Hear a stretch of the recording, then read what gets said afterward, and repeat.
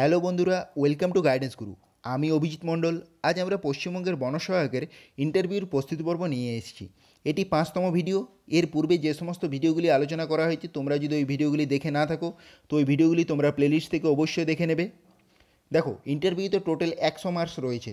তার মধ্যে 30 নম্বর রয়েছে বাংলা পড়তে পারার জন্য, 30 নম্বর রয়েছে বাংলা লিখতে পারার জন্য, 10 নম্বর রয়েছে ইংরেজি পড়তে পারার জন্য এবং 20 নাম্বার রয়েছে জেনারেল নলেজ। আমরা এই জিকে সম্পর্কে আলোচনা করছি এবং প্রত্যেকটি ডিস্ট্রিক্ট ওয়াইজ আলাদা আলাদাভাবে আলোচনা করছি। তো সুতরাং তোমাদের প্রত্যেকটি ভিডিও তোমাদের ইন্টারভিউর জন্য খুবই গুরুত্বপূর্ণ। সুতরাং তোমরা প্রত্যেকটি ভিডিও মন দিয়ে দেখবে। তার আগে বলে রাখি, তোমরা যদি আমাদের চ্যানেলে নতুন হয়ে থাকো তো চ্যানেলটি অবশ্যই সাবস্ক্রাইব করো। পাশে দেওয়া বেল আইকনটি ক্লিক করার পর অলে ক্লিক করো, তাহলে আমাদের ক্লাসের সমস্ত নোটিফিকেশান তোমরা পেয়ে যাবে। আমরা আমাদের ক্লাস শিডিউলটি বলে রাখি। আমাদের প্রতিদিন সকালে কারেন্ট অ্যাফেয়ার্সের ক্লাস হচ্ছে এবং সোম থেকে শুক্র 7টার থেকে এনটিপিসি এবং গ্রুপ ডি জিকে ক্লাস হচ্ছে। সুতরাং এই ক্লাসগুলি তোমরা মিস করো না। এবং তার সাথে সাথে বনসহায়কের ইন্টারভিউর প্রস্তুতি পর্বও চলছে।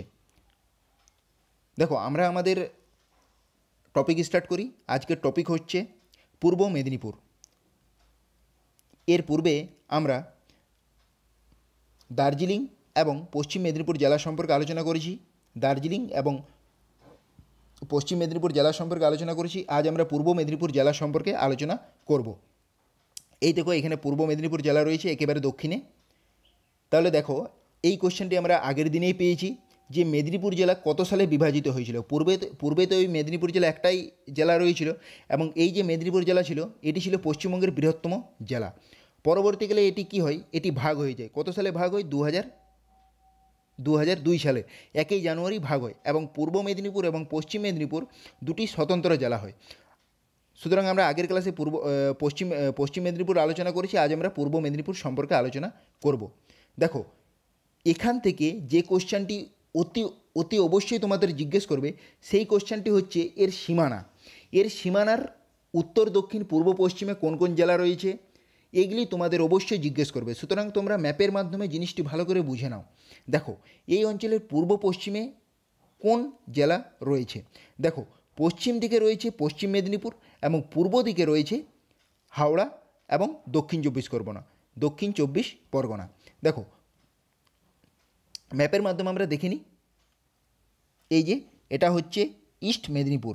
এর দেখো, আমার এই দিকটি হচ্ছে পশ্চিম এবং এই দিকটি হচ্ছে পূর্ব। এদিকে রয়েছে হাওড়া এবং সাউথ 24 পরগনা এবং পশ্চিমে রয়েছে পশ্চিম মেদিনীপুর।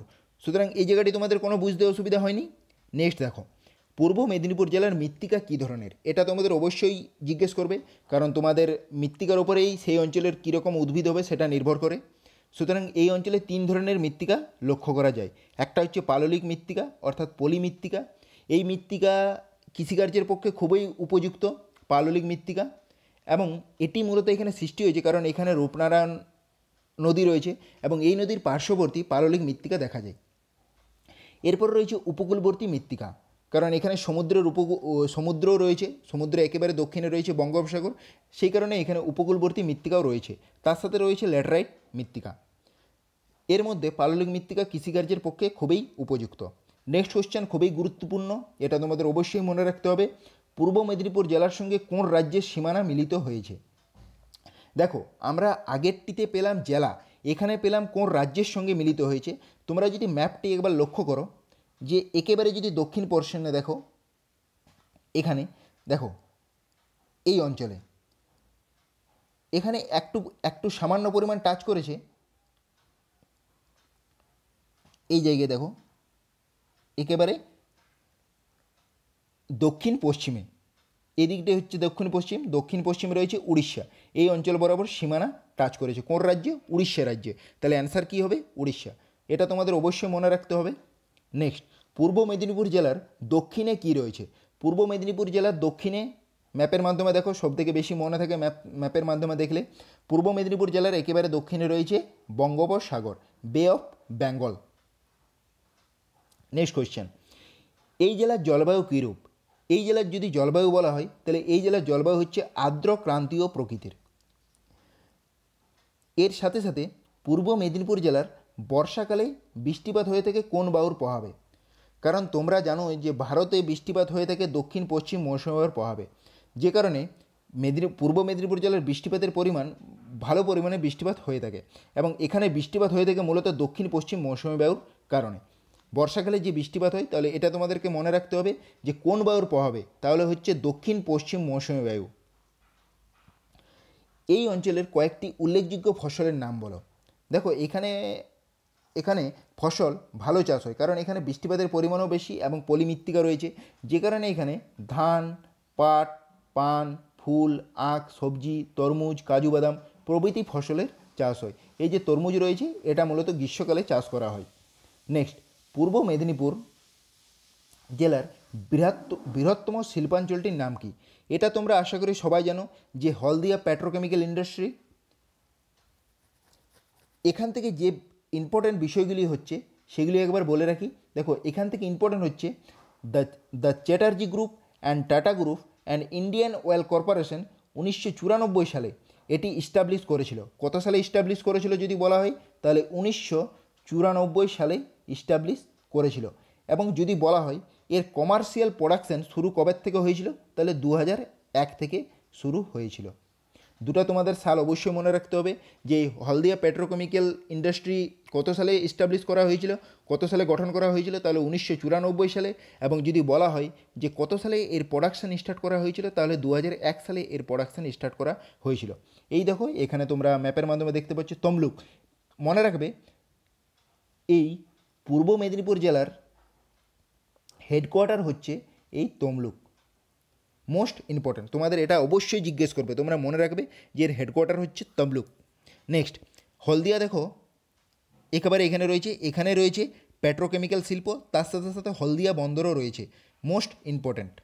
নেক্সট, পূর্ব মেদিনীপুর জেলার উল্লেখযোগ্য বন্দরটির নাম বলো। একটু আগেই জানলাম পূর্ব মেদিনীপুর জেলার উল্লেখযোগ্য বন্দরটির নাম হচ্ছে হলদিয়া বন্দর।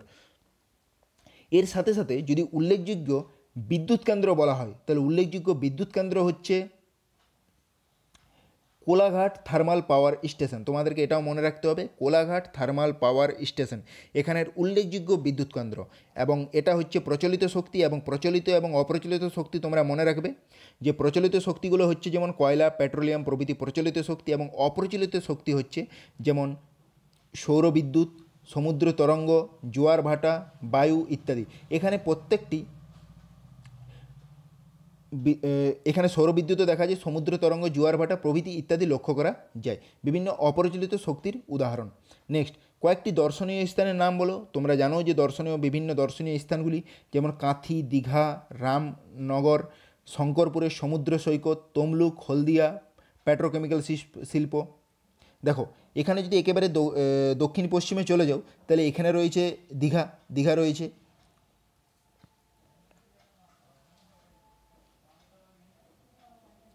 নেক্সট, পূর্ব মেদিনীপুর জেলার কয়েকটি উল্লেখযোগ্য মেলা বলো। মেলা বা উৎসবও বলা যেতে পারে। এখানে দুর্গাপূজা, কালী পুজো তোমরা সবাই জেনে হয়ে থাকো, তার সাথে এখানে কয়েকটি উল্লেখযোগ্য মেলা যেমন পৌষ পার্বণ, রাসমেলা, রথের মেলা প্রভৃতি। এই অঞ্চলের কয়েকটি স্বাভাবিক উদ্ভিদের নাম মোস্ট ইম্পর্ট্যান্ট, তোমাদেরকে এটা মনে রাখতেই হবে অবশ্যই। এই অঞ্চলে মনে রাখবে যে পর্ণমোচী বৃক্ষ তো লক্ষ্য করা যায়, যেমন আম, জাম, শাল প্রভৃতি। তার সাথে সাথে মানুষ্য রোপিত হবে, এটা মানুষ্য রোপিত বৃক্ষ ছাড়াও এই জেলার উপকূলবর্তী অঞ্চলে তোমরা জানো যে উপকূলবর্তী অঞ্চলে যে সমস্ত বৃক্ষগুলি জন্মায় সেগুলি হচ্ছে সুপারি, নারকেল, তাল ইত্যাদি উদ্ভিদ দেখা যায়। তাহলে এই অঞ্চলে উপকূলবর্তী অঞ্চলে যে সমস্ত উদ্ভিদগুলি দেখা যায় সেগুলি হচ্ছে সুপারি, নারকেল, তাল ইত্যাদি। তার সাথে সাথে বিভিন্ন আম, জাম, কাঁঠাল এই বিভিন্ন বৃক্ষগুলি তো রয়েছেই। নেক্সট, এখানে যে কোশ্চেনগুলি রয়েছে সেই কোশ্চেনগুলি তোমাদের পরীক্ষার জন্য মোস্ট ইম্পর্ট্যান্ট, ইন্টারভিউতে তোমাদের অবশ্যই জিজ্ঞেস করবে। এখানে দেখে রাখো যে পূর্ব মেদিনীপুর জেলার ব্লকের সংখ্যা কতগুলি। ব্লকের সংখ্যা হচ্ছে টোটাল 25টি। নেক্সট, থানার সংখ্যা কতগুলি। থানার সংখ্যা হচ্ছে টোটাল 21টি। গ্রাম পঞ্চায়েতের সংখ্যা হচ্ছে 223টি। মিউনিসিপ্যালিটি কতগুলি রয়েছে, 5টি। মোস্ট ইম্পর্ট্যান্ট, তোমাদেরকে এই 4টি কোশ্চেন তোমাদের অবশ্যই মনে রাখতে হবে। তোমাদের 4টি কোশ্চেন তোমরা যে কেউ পরীক্ষায় ফেস করতে পারো, সুতরাং এগুলি মনে রাখবে। নেক্সট, 2011 সালের জনগণনা অনুযায়ী এই অঞ্চলের জনসংখ্যা কত? কারণ তোমরা জানো যে লাস্ট জনসংখ্যা হয়েছিল 2011 সালে। পরবর্তী যদি বলা হয় জনসংখ্যা কত সালে হবে, 2021 সালে পরবর্তী জনগণনা হবে। প্রতি 10 বছর অন্তরে এই জনগণনা হয়ে থাকে। সুতরাং লাস্ট যে জনগণনা হয়েছিল সেই অনুযায়ী এই অঞ্চলের জনসংখ্যা হচ্ছে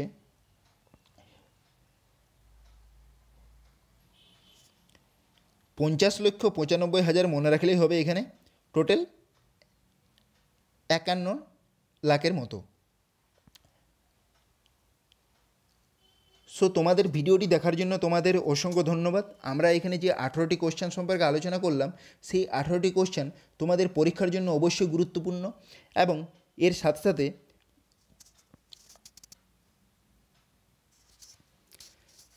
এর সাথে সাথে আমরা এই সপ্তাহে আমরা পরিবেশ সংক্রান্ত রিলেটেড কিছুগুলি ভিডিও নিয়ে আসবো, যেগুলি তোমাদের ইন্টারভিউর জন্য খুবই গুরুত্বপূর্ণ হবে। সো ভিডিওটি দেখার জন্য তোমাদের অসংখ্য ধন্যবাদ। বলে রাখি যে যদি এই ভিডিওটি তোমরা যদি পিডিএফ পেতে থাকো তো আমাদের টেলিগ্রাম পেজে জয়েন করো, সেখান থেকে তোমরা এই ভিডিওটি পিডিএফ পেয়ে যাবে। তোমাদের ভিডিওটি যদি ভালো থাকে তো তোমরা ভিডিওটি অবশ্যই বন্ধুদের সাথে শেয়ার করো এবং লাইক করো। So thank you.